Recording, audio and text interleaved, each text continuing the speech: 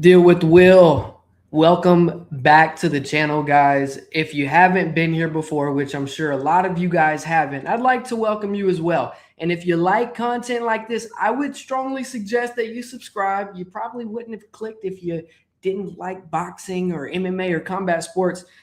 Pardon me for 1 second as I update the thumbnail and get all that good stuff going. For some reason, I can't do it until after I start the live video. I hope everyone is having a fantastic day. For those of you who don't know, Jake Paul and Anthony Joshua are fighting tomorrow, live on Netflix, and it's going to be massive. I think it's going to be up to date, the absolute biggest card ever. Here we go. Boom.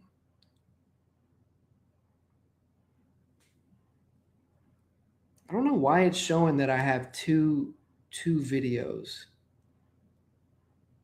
Let's try to click one of them.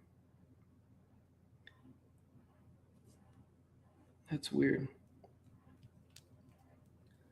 So there's a lot of things that I want to talk about on this video. And obviously, if you're looking at the thumbnail, you see that I believe that Jake Paul has saved boxing. I believe that Jake Paul is the saving grace for boxing. And I'll get into why. 1 second. I want to tune into my own live stream to make sure everything looks good. Make sure we're not lagging. Surely there's a more efficient way to do this. Let's see. Surely there's a more efficient way to do this. Let's go. Okay. What's this show vertical do? Let's see. Surely there's a more efficient way to do this.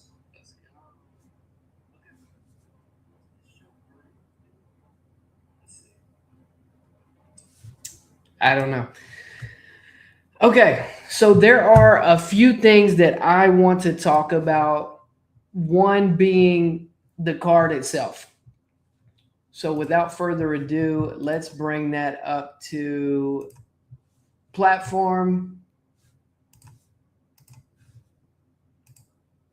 Add that to stage. Where's my little bubble at? There we go. Okay. This card is going to be absolutely huge. I'm sorry if you've waited around. For those of you who are going to watch this video after it's been recorded, I apologize, but it is what it is. Let's talk about this card. This main event is a fight that I just never really believed would ever happen. I mean, look, a few years ago, I was on that train talking about Jake Paul only fights people who are old, over the hill, and past their prime. Now, fast forward to December 18th of 2025, I give Jake Paul massive, massive respect. And the reason why is because to go in there and fight a guy like Anthony Joshua is just no small task. Excuse me. So if you remember, a lot of you may remember, Jake Paul always talked about how he wanted to fight Canelo Alvarez, and I never really believed it. I know a lot of you guys probably never believed it. I never figured that he would fight any capable boxer under the age of 35 years old. Now, previously, before this fight, he was supposed to fight Gervonta Davis. And while that is a great fight, I mean, as far as skill-wise, Gervonta Davis is arguably the best in his weight class. He was just so much bigger than Gervonta. Tank Davis is 5'5". And look, I know he can scrap. I know he can fight, but they have weight classes in boxing for a reason. Jake Paul has been training at a very, very, very high level. From what I understand, it's 90% of all he does. I don't think he's messing around with a lot of TV shows or a lot of other stuff nowadays. It's just straight boxing. And he boxes with the best that money can buy, from the best sparring partners, best equipment. So this guy is he's not a loser. You know what I'm saying? Like, this guy's a very capable fighter. And for me, I just never saw this coming for Jake. I never saw this coming. The Gervonta Davis fight, I was very bummed out about. I was going to tune in, but I felt as if it was written on the wall, like Jake was going to win that fight. And I'm curious to see if you guys agree with that.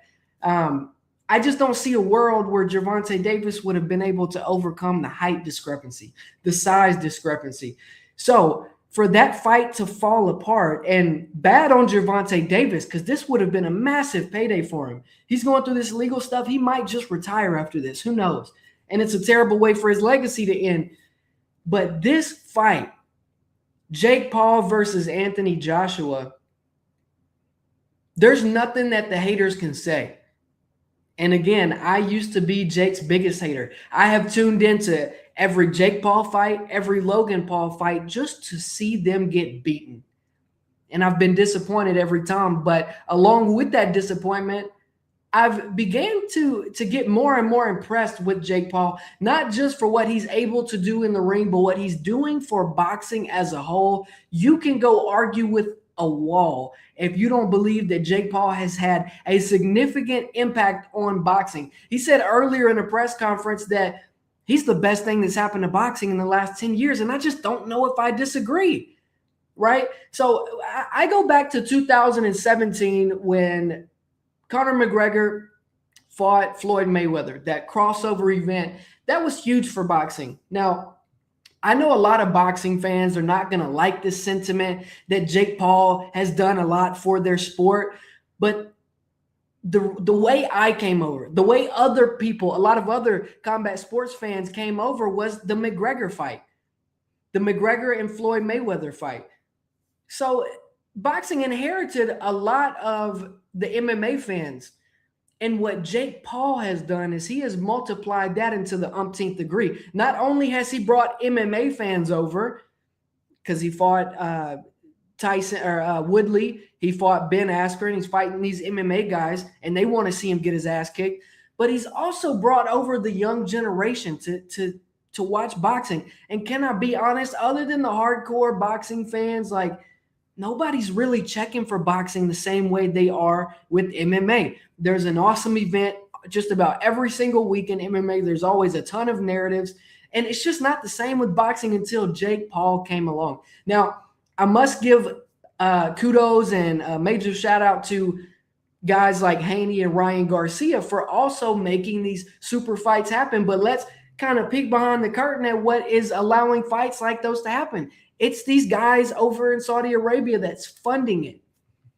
Because for so long, why so many people had issues with boxing is because the best just wouldn't fight the best. Everybody was retiring 25-0, 30-0. And I'm going to be honest, I didn't want to see that. We got to see Floyd Mayweather and Manny Pacquiao at kind of towards the end of Pacquiao's prime. And that was kind of how boxing went.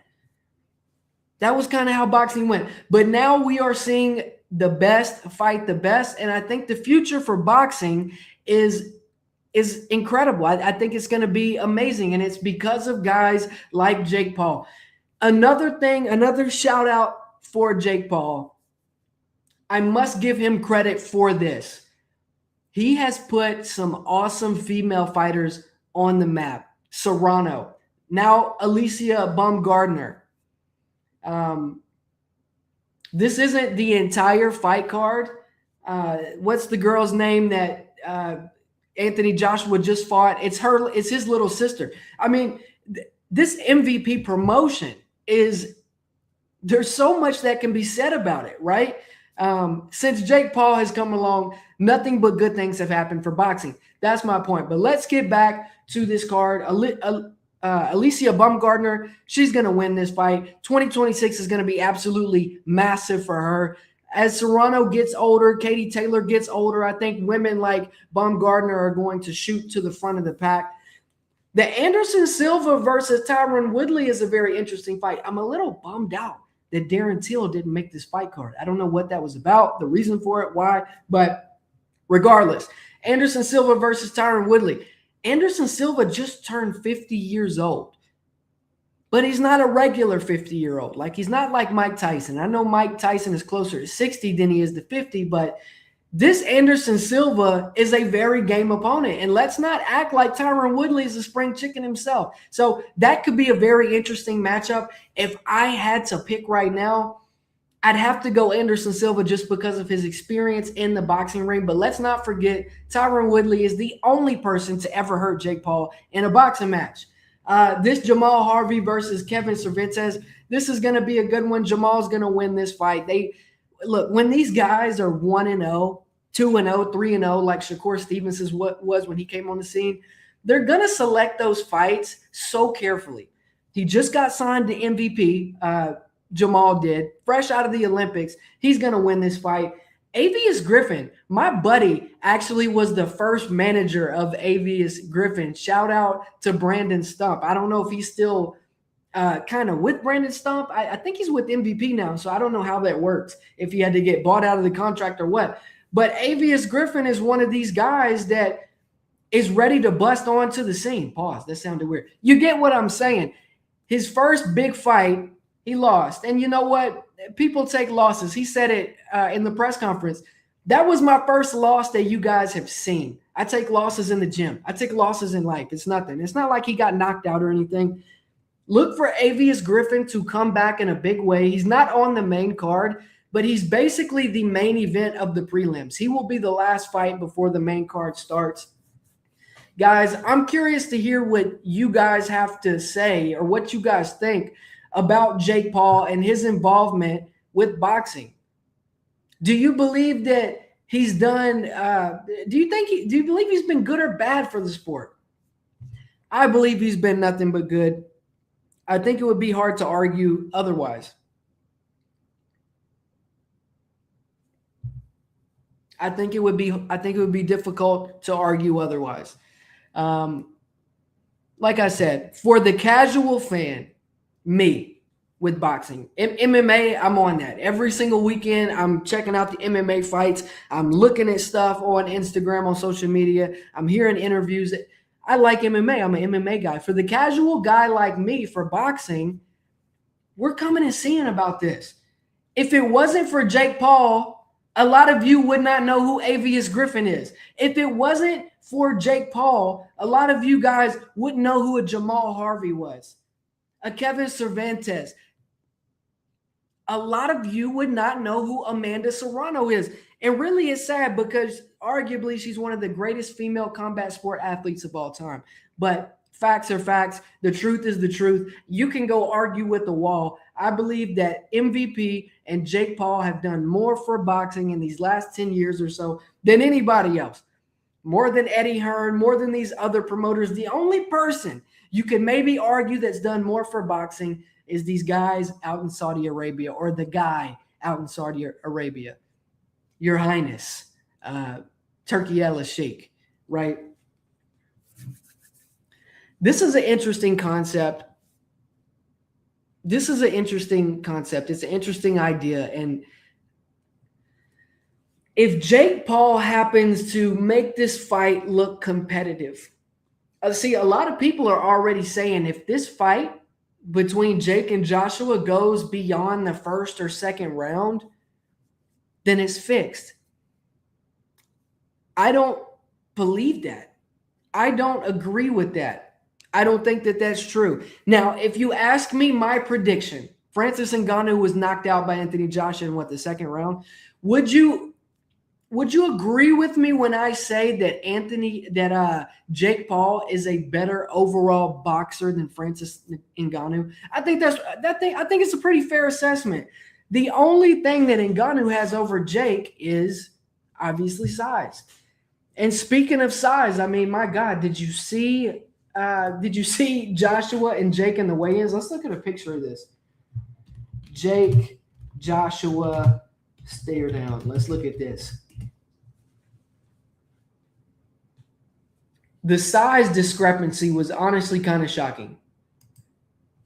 Jake Paul is listed at 6'1.5" or 6'2", and Joshua is listed at 6'6", I believe. Now you tell me,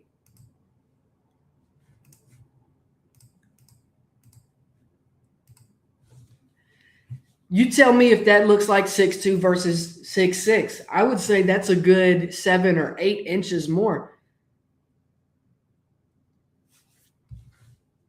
I mean, the size discrepancy is kind of crazy. Let's look at this one. That looks about 5 inches. Maybe Jake was kind of squatting down, but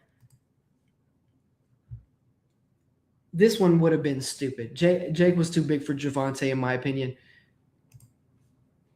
But that's about the height discrepancy that we're seeing now between Joshua and Jake Paul. So I just think it's absolutely insane. I think Jake Paul is out of his mind. And my prediction, look, I know Jake Paul's been in the lab for the last 4 or 5 years, whatever. There's no reason whatsoever why Anthony Joshua doesn't find a finish within the first 2 or 3 rounds. I'd be shocked if it went 3. And if it goes 3 or more, if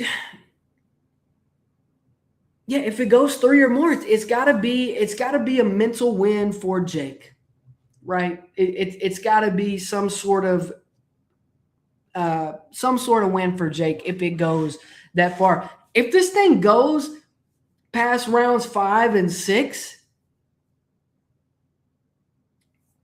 we have to be talking about Jake as like a real contender at cruiserweight, because I'm not sure that there's a ton of cruiserweights around that can go 5 or 6 rounds with Anthony Joshua. So it'll be very interesting to see. I'm probably going to make this into a video. I didn't get the interaction that I wanted to on a live video, so we'll probably end it right here. I'll go ahead and post it, and I'll do a long form video. But guys, let me know what you think down in the comments. The fights happen tomorrow, Friday, live on Netflix, and your boy is going to be there, and you should be too. I will holler at you all very, very soon. Peace.